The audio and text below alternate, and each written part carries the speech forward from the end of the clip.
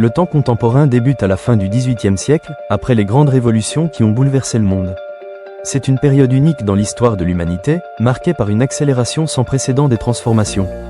Tout change. Les façons de produire, de se déplacer, de communiquer, de penser, de vivre ensemble. Cette ère voit naître les grandes idéologies, les démocraties modernes, les importantes inventions technologiques et les réseaux mondiaux qui relient notre planète. Comprendre le temps contemporain, c'est comprendre l'origine du monde actuel, ses forces, ses tensions, ses réussites et ses défis. Prépare-toi pour un voyage à travers 2 siècles d'évolutions intenses. À partir de 1760, la machine à vapeur transforme complètement le travail humain. Les usines remplacent les ateliers, la production devient massive, les paysans se transforment en ouvriers. Cette révolution industrielle modifie la vie quotidienne. Les horaires sont stricts, les conditions difficiles, mais elle permet aussi une augmentation de la production, l'apparition de nouveaux métiers et de nouvelles richesses. C'est le début d'un monde mécanisé où les innovations se succèdent de plus en plus vite. À partir de 1880, une nouvelle vague d'innovation transforme encore davantage l'économie. L'électricité permet d'éclairer les villes, les usines et les maisons. Le moteur à explosion révolutionne les transports, les voitures commencent à envahir les rues. La chimie moderne développe de nouveaux matériaux, médicaments et techniques. Les grandes entreprises et les premières multinationales apparaissent. Le monde entre dans une ère d'efficacité, de productivité et de consommation de masse. Entre 1800 et aujourd'hui, la population mondiale passe d'1 milliard à plus de 8 milliards d'habitants. C'est un changement monumental. Grâce aux progrès médicaux, la mortalité baisse, les conditions de vie s'améliorent et les villes attirent toujours plus de monde. Les métropoles s'étendent, les transports s'organisent, les gratte-ciel apparaissent. Le paysage humain se transforme. Nous vivons désormais dans un monde urbain, rapide, bruyant, éclairé, connecté. En 1789, la Révolution française ouvre un chapitre décisif de l'histoire. Les privilèges disparaissent, les citoyens deviennent égaux devant la loi, et les idées de liberté, d'égalité et de fraternité se diffusent dans toute l'Europe. Les droits de l'homme inspirent de nombreux peuples et modèlent les constitutions modernes. Le pouvoir ne repose plus uniquement sur les rois, mais sur la nation, la loi et la volonté du peuple. C'est le socle sur lequel reposent les démocraties actuelles. Le temps contemporain voit apparaître et s'opposer de grandes idéologies. Le libéralisme défend les libertés individuelles et économiques. Le socialisme souhaite réduire les inégalités et protéger les travailleurs. Le communisme propose une société sans classe, mais entraîne des régimes autoritaires. Le nationalisme renforce l'identité des nations mais provoque aussi des tensions et des guerres. Ces idées façonnent les politiques, les révolutions, les conflits et les organisations sociales de tous les continents. La Première Guerre mondiale est l'un des conflits les plus meurtriers de l'histoire. Elle transforme profondément les sociétés, les hommes vivent l'enfer des tranchées. Les femmes entrent dans les usines pour remplacer les soldats. Les frontières sont redessinées, les empires disparaissent. Cette guerre marque la fin du XIXe siècle et le début d'un monde profondément instable. Entre 1918 et 1939, l'humanité espère reconstruire la paix, mais la situation reste précaire. La crise économique de 1929 ruine des millions de personnes.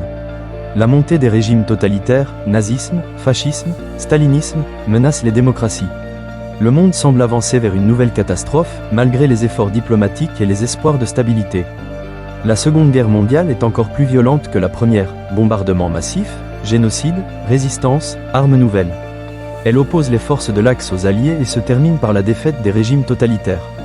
Le monde sort traumatisé mais prêt à se réorganiser pour éviter un 3e conflit mondial. C'est aussi la naissance de l'ONU et des grandes institutions internationales. Après 1945, les peuples colonisés réclament leur indépendance. En Afrique, en Asie et au Moyen-Orient, des mouvements nationalistes se développent. Les anciennes puissances coloniales n'ont plus les moyens de maintenir leurs empires. De nouveaux États naissent, parfois dans la paix, parfois dans la violence. Le monde devient plus divers, plus vaste, et les peuples affirment leur identité et leur souveraineté. De 1947 à 1991, les États-Unis et l'URSS se disputent la domination mondiale. Sans s'affronter directement, ils se livrent à une compétition politique, militaire, technologique et idéologique.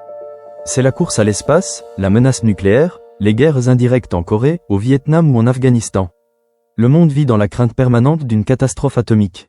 La chute de l'URSS marque la fin de cette période. La fin du XXe siècle voit apparaître la mondialisation, les échanges économiques, culturels et technologiques deviennent planétaires. Les entreprises produisent dans plusieurs pays, les marchandises circulent, les cultures se mélangent. Internet accélère encore ce mouvement et crée une économie globale. La mondialisation rapproche les peuples mais provoque aussi inégalités, tensions et transformations rapides. L'arrivée de l'informatique, des smartphones et des réseaux sociaux transforme totalement nos vies. Les informations circulent instantanément, les personnes communiquent d'un bout à l'autre du monde, les métiers se transforment. L'intelligence artificielle, les robots et les technologies avancées créent un univers où réel et virtuel se mélangent. Cette révolution façonne le quotidien, l'éducation, la politique, l'économie et même nos relations sociales. Depuis les années 1950, les sociétés développées deviennent des sociétés de consommation. Publicités omniprésentes, objets fabriqués en masse, mode qui change rapidement. Ce modèle crée du confort, des innovations, des loisirs, mais provoque aussi pollution, gaspillage et surproduction. Nous vivons dans un monde où tout va vite, où tout se renouvelle sans cesse, où les besoins deviennent des envies et les envies deviennent des habitudes. Le temps contemporain est aussi une époque de défis majeurs, changements climatiques et catastrophes naturelles. Inégalités sociales grandissantes, migrations internationales, tensions géopolitiques, risques technologiques, crises économiques. L'humanité doit apprendre à coopérer, innover et protéger la planète pour les générations futures. Nous vivons dans une époque où tout évolue très vite. Les idées, les technologies, les sociétés, les crises, les solutions. Le temps contemporain est une aventure humaine incroyable, faite de progrès, d'échecs, de réussite et d'espoir. En comprenant cette période, nous comprenons mieux le monde qui nous entoure et celui que nous construirons demain.